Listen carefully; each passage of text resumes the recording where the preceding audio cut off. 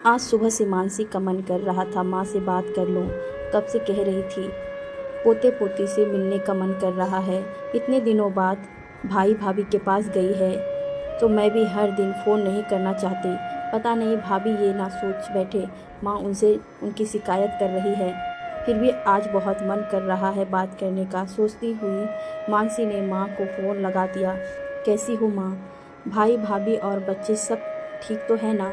इतने दिनों से तुम्हारा मन था पोता पोती के साथ वक्त गुजारने का। अब जितनी मर्जी उनके साथ रहो और खुश रहना। मानसी ने अपनी माँ से कहा। हाँ बेटा, अभी तो आए 5 ही दिन हुए हैं।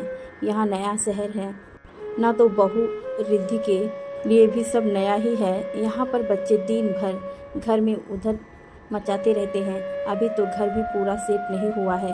अब आ गई हूँ तो बहू और मैं मिलकर सब कर लेंगे। तेरा भाई तो बस ऑफिस में ही परेशान रहता है।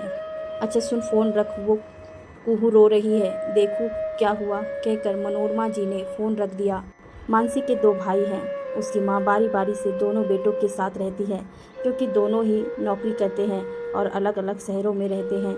बहुत दिनों से उसकी माँ छोटे भाई के पास ही 2 साल से रह रही थी। कुछ समय पहले ही बड़े बेटे का स्थानांतरण मुंबई हो गया, तब उसने माँ को भी अपने पास बुला लिया था। अभी सास बहू मिलकर घर सेट करने में व्यस्त रहती। बीच बीच में 5 साल के कुश और 2 साल की कुहू का भी ध्यान रखना पड़ता था। मानसी जब भी माँ से बात करती तो वो माँ की एक आदत से हमेशा परेशान रहती। माँ यूँ तो अपनी दोनों बहुओं को मानती खूब है, पर गलती पर जब डांट लगा देती और बहू मुंह बना लेती तो फिर उसकी शिकायत करते हुए चुप ना होती। कभी कभी जब वो दोनों बहुओं को तुलना करने लगती तो मानसी बहुत गुस्सा हो जाती। वो हमेशा कहती, माँ तुम भी ना कमाल, जिसके पास रहोगी उसकी बुराई देख कर शिकायत करती हो और दूसरी की तारीफ करती रहती हो। इसका मतलब तुम्हारी दोनों बहुएं या तो अच्छी है या खराब, तुम खुद ही सोच लो। क्या है बेकार इन बातों में पड़ती हो? अरे तुम्हारा ख्याल रखती है, मान करती है, यही बहुत बड़ी बात है। सोचो, तुम मुझे बोल रही हो, सुन लेगी तो क्या सोचेगी? माँ बेटी से शिकायत करती रहती है।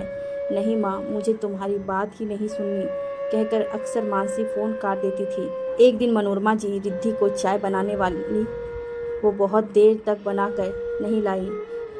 अब तो मनोरमा जी का गुस्सा 7वें आसमान पर पहुंच गया। वो रिद्धि से बोली, देखो रिद्धि, मैं तुम लोगों का काम करने यहाँ नहीं आई हूँ।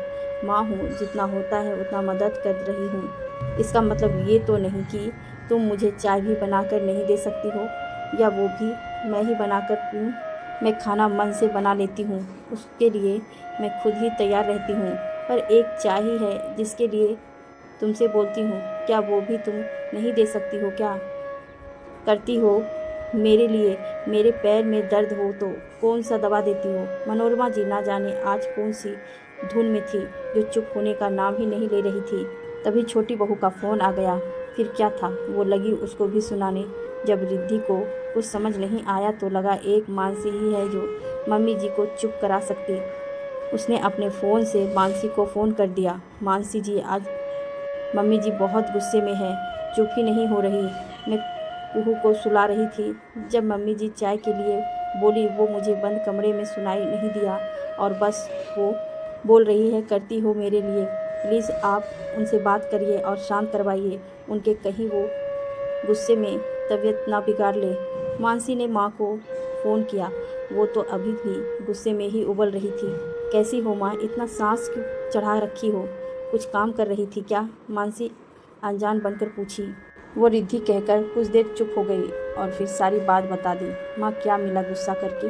भाभी कुहू को सुला रही थी, ऐसे में कमरा बंद था, वो तुम्हारी आवाज़ सुन नहीं पाई, इसके लिए इतना गुस्सा? मानसी ने पूछा। वो मेरे लिए करती ही क्या है? मैं ही दिन भर रसोई और बच्चों में उसकी मदद करती रहती हूँ। वो मुझे एक कप चाय नहीं पिला सकती? मनोरमा जी बोलने लगी।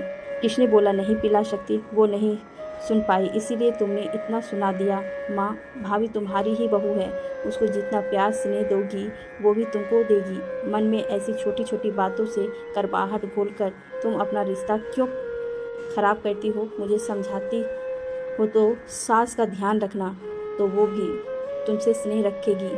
तुम जो भी समझाती हो मैं करती भी हूँ। कभी कभी मेरी सास भी गुस्से करती है, पर वो ऐसे नहीं कि मुझे कुछ भी सुना दे। सोचो कल को अगर वो मुझे तुम्हारी तरह सुनाने लगेगी तो, कहकर मानसी माँ के जवाब का इंतजार करने लगी।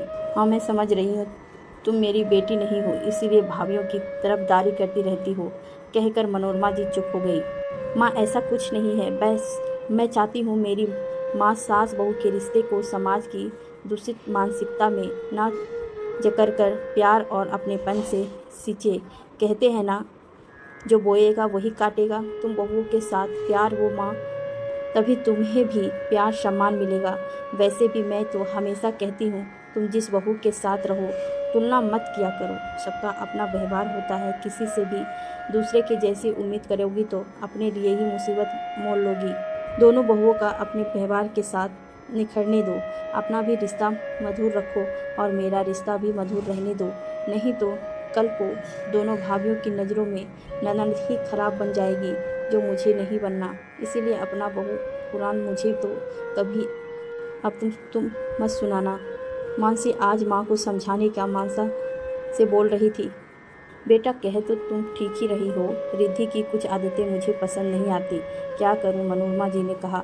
तुम्हारी भी कुछ आदतें उसे पसंद नहीं होगी, पर वो बोली क्या कभी उसकी छोड़ो। हम तीनों बच्चों की कितनी आदतें से तुम परेशान हो जाती थी, तो क्या ऐसे व्यवहार करती थी? नहीं ना, बस वैसे ही बहू को अपना समझो। तुम भी बहू बनकर आई थी, जो तकलीफ तुमने सही, बहू को क्यों सहने देना? सोच कर बदलो माँ। मानसी माँ से बोली। अच्छा बाबा, आगे से ध्यान रखूंगी। पर वो मनोरमा जी कुछ बोलने ही वाली थी कि मानसी ने कहा, नो मोर बहू पुराण प्लीज। हाँ मेरी माँ, अब से ध्यान रखूंगी। जाने सबकी बेटियाँ माँ को कैसे सुना लेती है। एक मेरी बेटी है जो बहू पुराण बोल चुप करवा देती। अब से तुमसे बहू की शिकायत करूँ ना बाबा? नहीं तो मेरी बेटी। मनोरमा जी थोड़ा गुस्सा दिखाते हुए और कुछ चेहरे पर आई मुस्कान के साथ बोली। दोस्तों, आप सब भी कोई बेटी बहू तो कोई सास ही हो। आपको क्या लगता है, मानसी अपनी माँ को एक बेटी के तौर पर सही सलाह दे रही थी या गलत? आप कैसे रिश्ते में रहना पसंद करोगी? कैसे सास बहू और बेटी के रूप में को जीना पसंद करेंगी? अपने विचार अवश्य बताएं।